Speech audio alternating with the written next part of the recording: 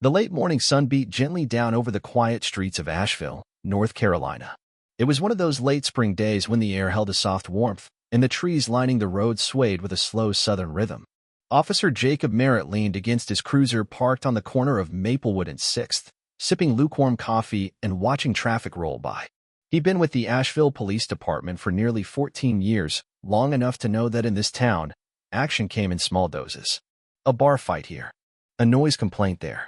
Traffic stops were routine, rarely anything more than someone forgetting to signal or speeding 5 miles over. But that morning would change everything. It began innocently enough. A pale blue 1971 Buick Electra ambled down the street, its chrome grille shining like a relic from another time. Jacob's eyes narrowed as he watched the car approach the intersection. It slowed, but didn't come to a complete stop at the sign. A small infraction. Barely worth writing up most days.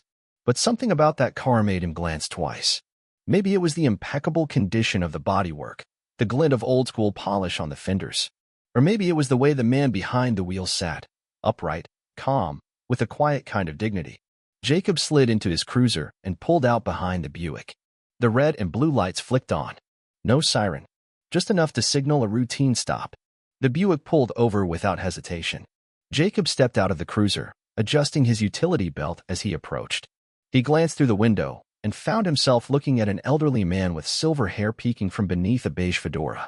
The man wore a pressed powder blue shirt, a vintage wristwatch, and a faint smile that didn't quite reach his eyes. His skin was lined with age, but his posture was straight. There was something composed, elegant even, about him. Jacob tapped lightly on the glass. "Good morning, sir. License and registration, please." The man nodded politely.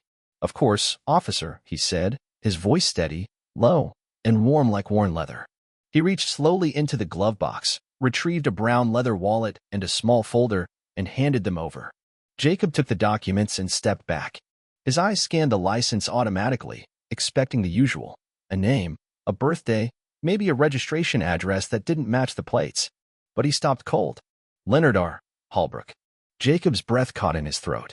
He blinked, looked again. That name hadn't crossed his mind in years. Not since the academy, when one of the instructors had referenced a Cold War-era case involving missing intelligence personnel. The name had come up briefly in a seminar about deep-cover disappearances. Leonard Holbrook, a top cryptologist, had vanished in 1973. Officially declared dead. Suspected to have been killed during an internal government breach. Yet here he was, sitting calmly in a Buick in Asheville. Jacob backed up another step and walked slowly toward his cruiser, his heart thudding.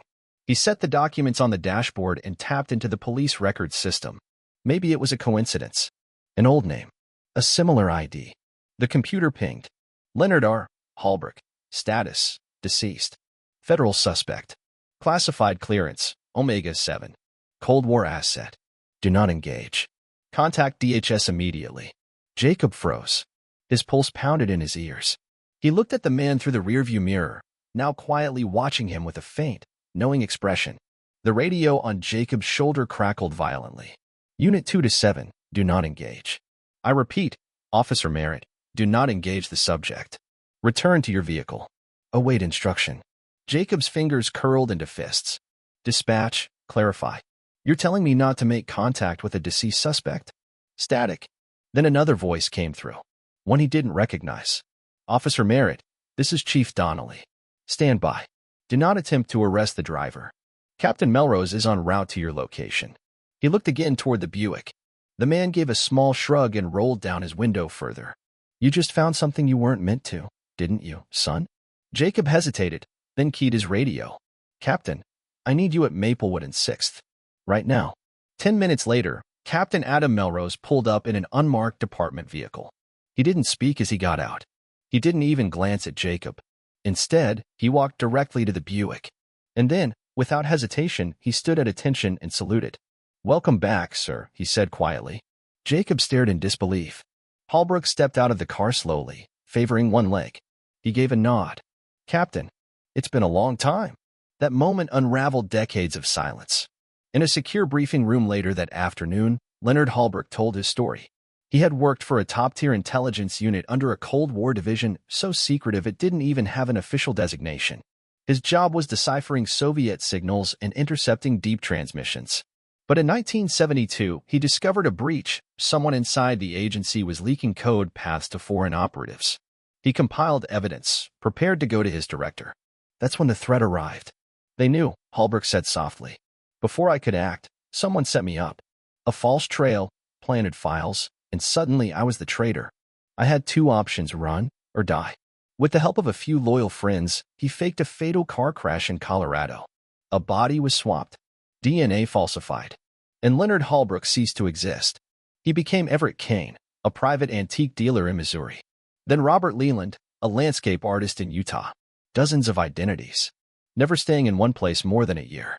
Until eventually, decades later, he settled in Asheville under the name Leonard Hollis, where he lived quietly, anonymously. I waited for the ones who betrayed me to disappear, to die off. And most did. But I couldn't hide forever. Not when I still had the truth. He produced a worn leather notebook. Inside were code sheets, names, account logs, evidence preserved across half a century. Enough to implicate senior officials from an era long gone. And with modern technology, it would be enough to expose the rest. Captain Melrose called in federal agents. But even they approached Holbrook with reverence, not aggression. Jacob stood to the side through it all, stunned. The man he'd pulled over for a rolling stop had not only survived an attempt to erase him from history, he had carried the burden of an entire conspiracy in silence. Holbrook turned to Jacob before being escorted away. You were just doing your job, he said kindly. And your honesty led to this. Never forget that doing the right thing, even when it's small, sometimes changes everything. 3 months later, Jacob received a sealed envelope. Inside was a single sheet of paper, a commendation, signed by the Department of Homeland Security, and a handwritten note. Truth never dies. LH. That ordinary morning in Asheville had transformed a routine officer into the footnote of a historical correction. Leonard Holbrook's name was no longer a ghost buried in redacted files. It was now etched into the record of a nation that once lost him. And Jacob Merritt? He returned to his patrols. But every now and then, when the wind rustled just right through the trees, he'd think of the Buick, of the eyes that had seen too much and survived. And he'd remember that not all legends are born from war. Some just wait, quietly, for someone to stop them at a sign.